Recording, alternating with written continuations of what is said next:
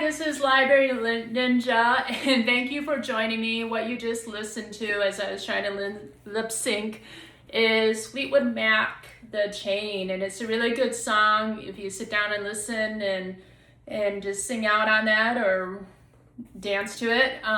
It is really great to hear, and especially from that group. They're amazing. And today we are going to review, reflect, and hopefully get some recommendations out of the book that I hold here called The Chain by Mckinty.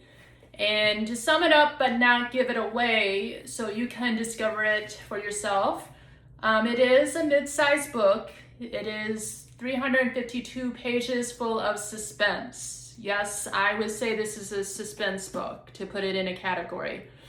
What is good about this book that hit me right off the bat is the leading character is a female character that's a very strong woman called Rachel, and she is a mom, and she gets this pretty much ransom letter stating that we have your daughter, and if you don't do these bad things that we want you to do, we're gonna kill your daughter.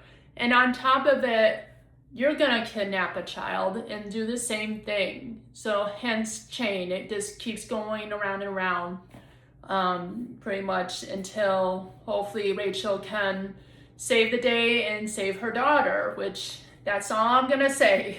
But the thing that didn't really sit well with me is the undertone of violence. I thought it was a little bit too over the top and too much, and how they instructed Rachel to kidnap a child, and how she had to target a child and research them and really stalk them, and how she was gonna capture the child and everything. It just was too much.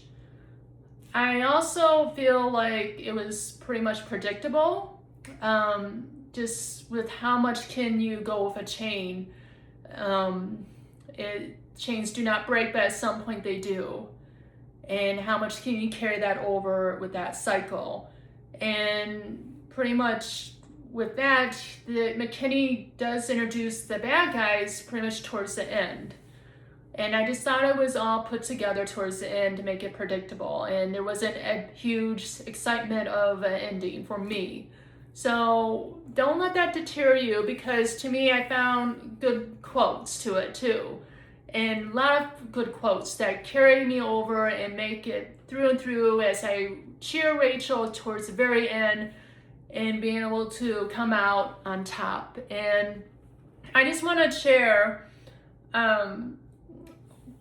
just a quote from the book, but there is quite a few books, but it's at the very end of the book, and it just hits me with a pow, and it carries me when these authors do this to me with their words, and it just sticks in my mind, and I love that. It just lifts my heart up. But this quote is on 352, so the very end of the book, and it pretty much states, "Life is fragile, fleeting, and precious, and to live at all is a miracle enough." And that just leaves me with a thought that life is very precious. And however long we live, whether it be 99, 105, even if it's a short life, hopefully we make something out of it. And that's what's a miracle. That we can, even if it's a short life, something big comes out of that. And hopefully that is regardless of how long we live. And I think the hardest lesson is in this is that we don't have a timeline of it. And even with a chain timeline, that can break and fall apart on us. And before you know it, we better make the most of it for what we have of it. So whether it be short or a long stint of it.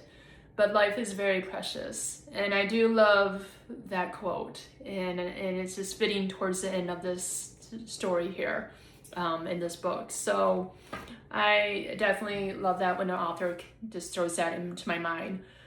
When it comes to themes and reflections, the question that hits me pretty much the most is, how far would you go to save a life? And Mckinty does a good selection with the characters by specifically pinpointing a parent and definitely how they would respond. And I think any parent would go through the ends of their earth for their child and saving their child, and that would just be a nightmare and rocking the world and tearing at your heart when this is what you have to do in order to do that. So that's the question, and to have to take a child for a child, an eye for an eye, and the dirty scheme of money, and creating all around that violence and negativity and that question. And it really digs deep when you really care about someone in your life, and it really means something, where you would go through that in order to get them back. And yeah, that question definitely hit me throughout this book. When it comes to reflections, I mean, I remember growing up, being a kid, and internet hit us with the computer system of emails. And I remember there would be chain letters saying, forward this message to 10 people or else something bad will happen. And, you know, with superstition going around with many different things, definitely you can believe in that. And in a child's mind, you know, very young, yeah, that was kind of a bad feeling and a rush to do what you wanted, you know, what the message sent you to do. But, you know, I look back at that and I can definitely smile at it and think, was that really real? You know, hopefully Rachel can solve that. But the title of the book, The Chain, really connects well with the storyline, in that Rachel has to pretty much do what she needs to do in order to get her daughter back. And I do like the imagery on the cover of the book, and that it has a swing set. It definitely reminds me of childhood innocence, playing in a playground, and all of a sudden, whoosh, you fall off the swing, and it's held up by chains too. And definitely that can be broken.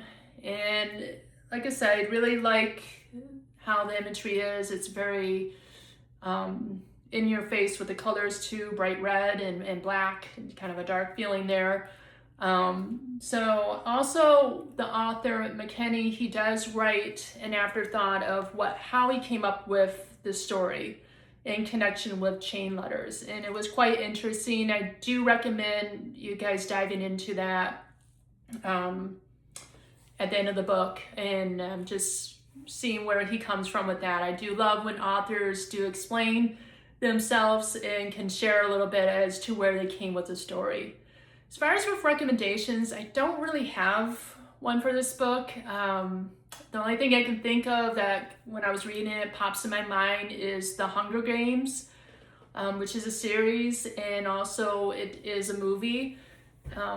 So it just reminds me of childhood innocence and then the violence that comes around with that. So that's the only book I can really recommend. But with that, I would say that it's an okay book for me. It was a good suspense, but just an okay book to end it with. So I hope to see you again. Let me know what y'all think. Recommendations are always welcome. So I hope to share the good, the bad, and finding the great read all the way through again. So this is Library Ninja signing off. Thank you.